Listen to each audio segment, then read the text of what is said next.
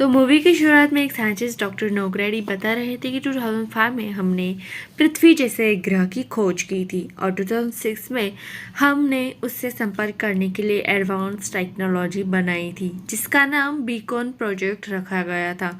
हवाई सेंटर से हम सैटेलाइट के थ्रू प्लैनेट जी से आज संपर्क करने वाले हैं। पृथ्वी जैसे ग्रह का नाम प्लैनेट जी रखा गया था। अब तक हवाई शहर में ये खबरें चल रही थी। हम एलेक्स हॉपर को देखते हैं जिसका आज बर्थडे था। वो बार में बेटा पी रहा था, तभी उसका भाई स्टोन हॉपर आता है। वो दोनों ही एक दूसरे का सहारा थे। स्टोन एलेक्स का बर्थडे सेलिब्रेट करता है। वो एक छोटा सा कप केक लाया था और कैंडल को ब्लो कर कर विश मांगने को एलेक्स को कहता है। पर तभी सैम की एंट्री होती है। वो वहाँ पर चिकन बर्गर खाने आई थी पर वो खत्म हो गया था। एलेक्स सैम को देख रहा था तो वो उसके पास जाकर फ्लर्ट करने लगता है, पर सैम कहती है कि उसे चिकन बर्गर खाना है। तो एलेक्स उसे इम्प्रेस करने के लिए 5 मिनट में चिकन बर्गर लाने का वादा करता है। अब वो शॉप पर जाता है पर शॉपकीपर शॉप बंद करके चली जाती है। तो एलेक्स दुकान में चोरी से घुसता है और चिकन बर्गर लेकर पैसे रखकर वहाँ से निकलने लगता है। पर वो काफ़ी तोड़फोड़ करता है और पुलिस का सायरन भी बजने लगता है। पर एलेक्स चिकन बर्गर सैम को जैसे तैसे दे देता है। उसके पीछे पुलिस पड़ी थी फिर भी, और यही बात सैम को बहुत अच्छी लगती है। अब स्टोन उस पर बहुत गुस्सा था। वो बताता है कि सैम एडमिरल शेन की बेटी है जो नेवी में सबसे बड़े ओहदे पर है। स्टोन अब और बर्दाश्त नहीं करेगा क्योंकि सवाल अब उसकी नौकरी का है। वो एलेक्स को 2 ही ऑप्शन देता है कि वो उसके साथ नेवी ज्वाइन कर ले या फिर उसके घर से निकल जाए। तो एलेक्स को नेवी ज्वाइन करनी ही पड़ती है। अब हवाई में रिम्पैक्ट सेलिब्रेशन चल रहा था जहाँ देशों देशों से सेना एकत्रित आकर अपना रिश्ता मजबूत कर रही थी। हवाई में जापान और यूएसए के बीच फुटबॉल मैच हो रहा था। एलेक्स की टीम अच्छा खेल रही थी। अब खेलते समय जापान का प्लेयर नगाटा एलेक्स को लात मारता है। एलेक्स की हालत खराब थी पर फिर भी वो खेलने की जिद करता है। एलेक्स नगाटा को कहता है कि वो उसे हरा देगा क्योंकि नगाटा ने उसे लात मारी थी, पर एलेक्स की बॉल सीधा बाउंड्री के बाहर जाकर लगती है और यूएसए हार जाता है। रात को सैम एलेक्स को कहती है कि वो अब उसके पिता से उसका हाथ मांग ले। अब अंतरिक्ष में कुछ हलचल दिखती है। कोई चीज़ पृथ्वी की तरफ आ रही थी। अब सबसे ओल्ड जहाज मिसूरी बंद करके म्यूजियम में रखा जाने वाला था, तो वहाँ के वर्कर्स का सम्मान हो रहा था। एलेक्स लेट था और सारे देश के कमांडर कैप्टन का सत्कार हो रहा था। दूर से ही ऑडी और रेक उन्हें रोस्ट कर रहे थे। अब सैम के पिता एडमिरल से बात करने का वक्त आता है तो एलेक्स वहाँ से भाग जाता है और बाथरूम में जाकर प्रैक्टिस करता है कि कैसे बात की जाए उनसे। पर पीछे से नगाटा उसकी सारी बातें सुन लेता है और वो दोनों वही फाइटिंग शुरू कर देते हैं। वो दोनों ही एक दूसरे से नफरत करते हैं और जब अंदर आता है तो आवाज़ें सुनकर वहाँ से भाग जाता है। अब दोनों को ही एडमिरल के सामने सफाई देनी पड़ती है। वो बहाना करते हैं कि वो स्लीप हो गए और गिर गए, पर उनकी बातों पर कोई भी भरोसा नहीं कर रहा था। खैर उन्हें वार्निंग देकर छोड़ दिया जाता है कि फिर से ऐसा ना हो। एडमिरल एलेक्स से बात करते हैं कि उसकी बेटी को उसमें क्या ही दिखा पता नहीं, पर उसमें लीडरशिप क्वालिटी नहीं है। वो कहते हैं कि नेवल एक्सरसाइज का मज़ा ले लो, क्या पता फिर हो ना हो। रिम्पैक्ट एक्सरसाइज के लिए सारी नेवी सेना निकलती है। एलेक्स वेपन रूम में बता रहा था कि कैसे काम करना है। उनकी हिम्मत बढ़ाने का काम वो कर रहा था।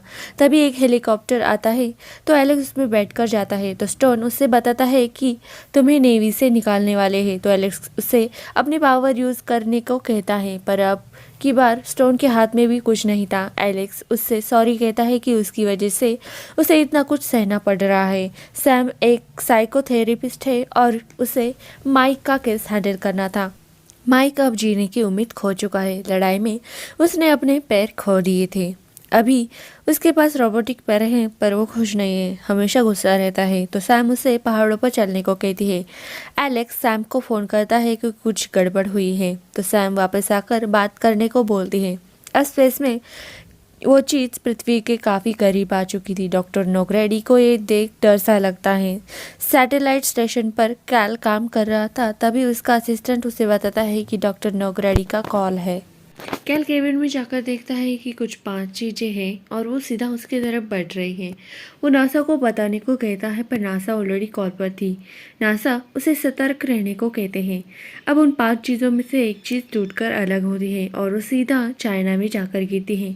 बाकी की 4 चीज़ें पैसिफिक ओशन में गिरती है। चाइना में वो चीज़ गिरी थी, उसने आधे शहर में तबाही मचा दी थी। प्रेसिडेंट की मीटिंग होती है जहां नासा वाले बताते हैं कि कुछ दिन पहले हमने एक संकेत भेजा था प्लैनेट जी को और शायद जो अभी हो रहा है ये वही उनका रिएक्शन है। तभी ओशन में कुछ यूएफओ से लाइट ऑन होती है। नेवी को भी ये खबर मिल जाती है पर रडार पर उन्हें कुछ भी नहीं दिख रहा था, तो 3 शिप्स को भेजा जाता है उसे देखने के लिए। चीनियों ने उस चीज़ का टेस्ट किया था और वो चीज़ इस दुनिया की थी ही नहीं।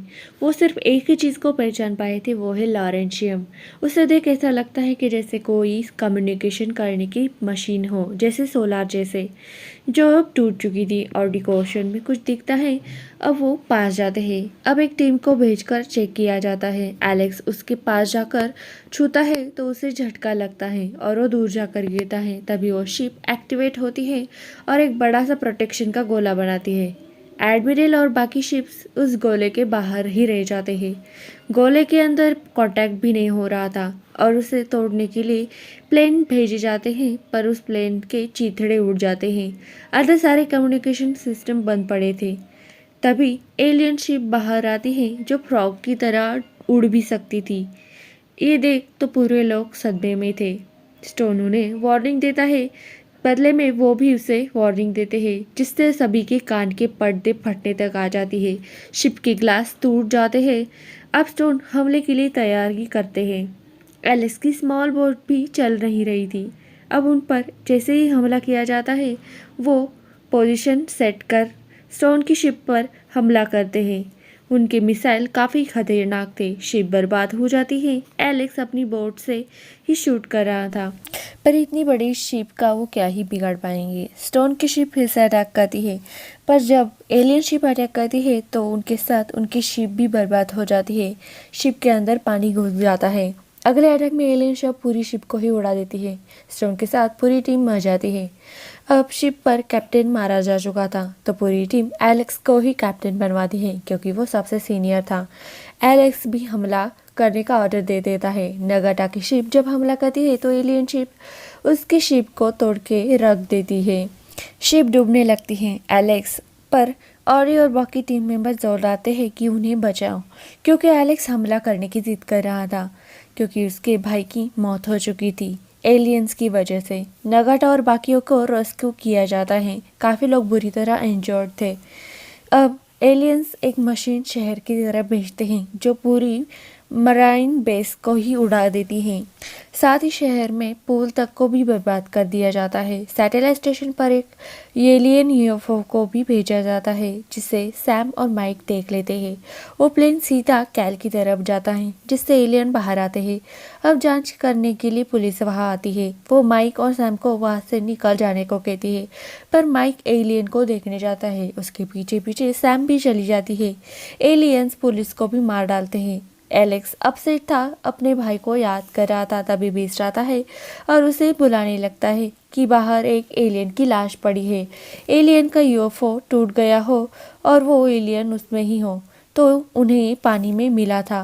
एलेक्स उसका हेलमेट खोल के देखता है। उसके चेहरे को देखकर सभी डर जाते हैं। एलेक्स जब टॉर्च लगाकर उसकी आंखों में देखता है तो वो जग जाता है और उसे लेने के लिए और एलियंस आ जाते हैं। वो एक स्मॉल ब्लास्ट करते हैं जिससे सभी बेहोश हो जाते हैं पर एलेक्स ने सब कुछ देख लिया था। वो कहता है कि उसने एलियंस की आंखों में तबाही देखी है। वो सबको अलर्ट करता है कि अभी भी शिप पर एक एलियन बाकी है। सभी उसे खोजने लगते हैं। वो एलियन इंजन से खुद को चार्ज करने लगता है पर बेस्ट उसे ऐसा करने नहीं देता। तभी एलेक्स भी गन लेके आता है। रेक्स भी उसके पीछे थी। वो रेक्स को कंट्रोल रूम में जाने को कहता है और खुद भागने लगता है ताकि एलियन बाहर आ सके। रेक्स कंट्रोल रूम में जाकर एलियन पर मिसाइल पॉइंट कर कर उसे उड़ा ही देती है। सैम और माइक पुलिस की गाड़ी को देखते हैं जो टूटी पड़ी थी। माइक सैम को पुलिस की गाड़ी की चाबी लाने को कहता है। सैम डरते डरते चाबी लाती है, पर तभी वहाँ पर एलियंस आते हैं। उन्हें देख सैम छुप जाती है, पर वहाँ पर हॉर्स थे, तो एलियन को लगता है कि इनकी ही हलचल हुई होंगी। वो उन्हें मार डालते हैं और सैम और माइक वहाँ से भाग जाते हैं। वो गाड़ी में जाकर ऑकी टॉकी से संपर्क करने की कोशिश करते हैं। तभी कैल वहाँ आता है। माइक के पैरों को देखकर वो डर ही जाता है। वो उन्हें बताता है कि एलियंस ने उस असिस्टेंट को भी मार डाला है। मैं जैसे तैसे बचकर यहाँ से भाग गया। उन्होंने सैटेलाइट स्टेशन पर इसलिए छापा डाला है ताकि वो अपने प्लैनेट जी पर संपर्क साध सके। कैल कहता है ये तो बहुत बुरा होगा, क्योंकि अभी तक सिर्फ 5 जहाज़ों ने ही संपर्क साधा है।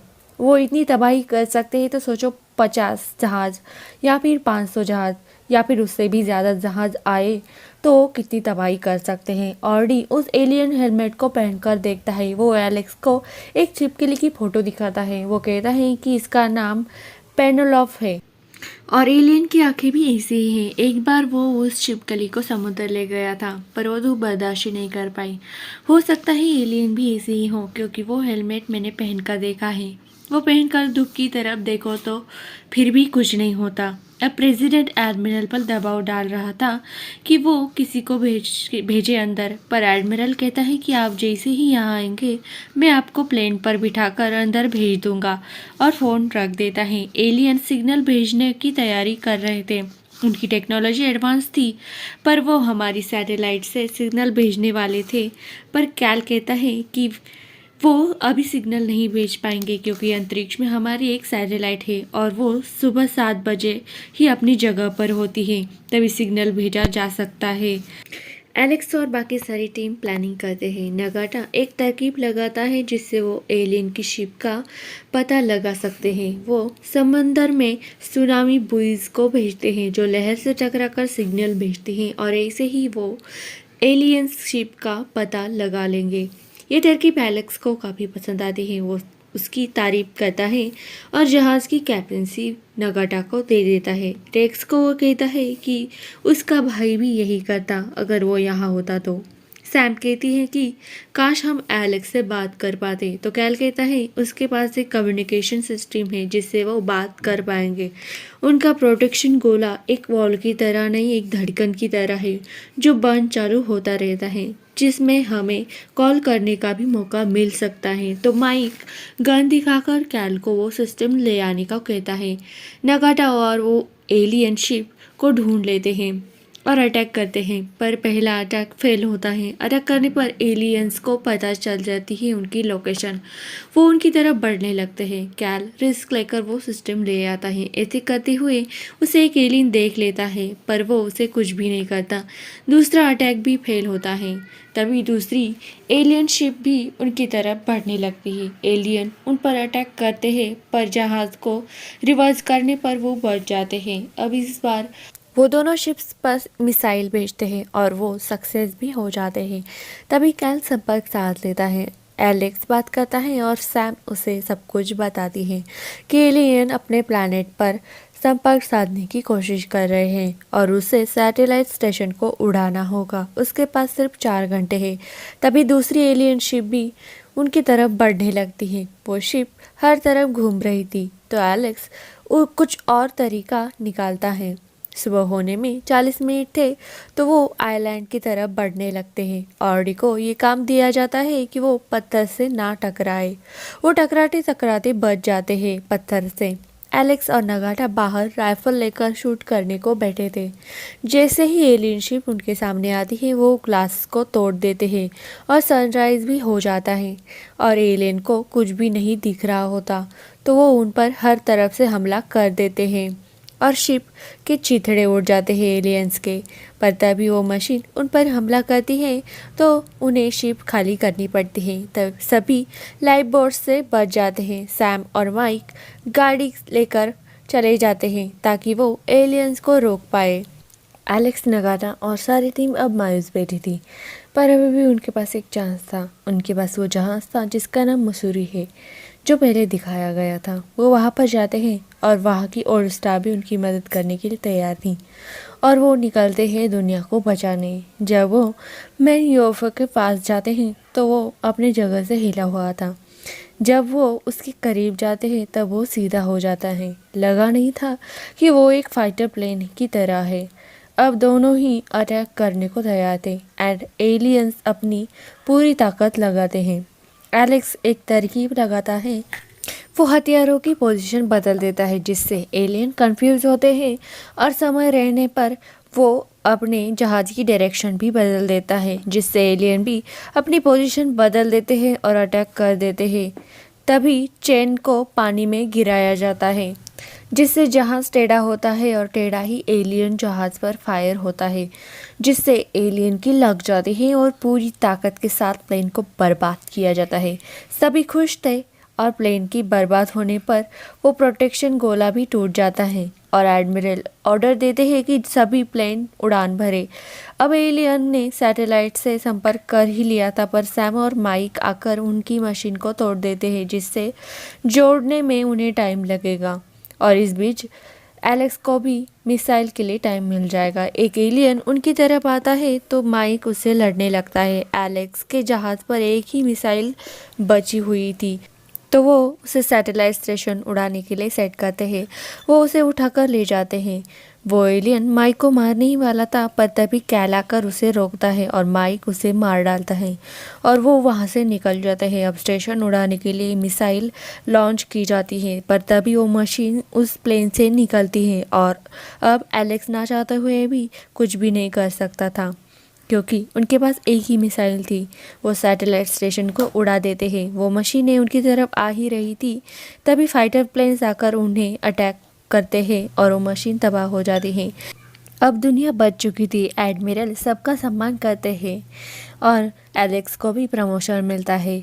एडमिरल अपनी बेटी सैम का हाथ एलेक्स के हाथ में भी दे देते हैं एंड यही मूवी दी एंड हो जाती है। बहुत अच्छी मूवी थी। आपको पसंद आई हो तो मेरे चैनल को सब्सक्राइब ज़रूर करिएगा।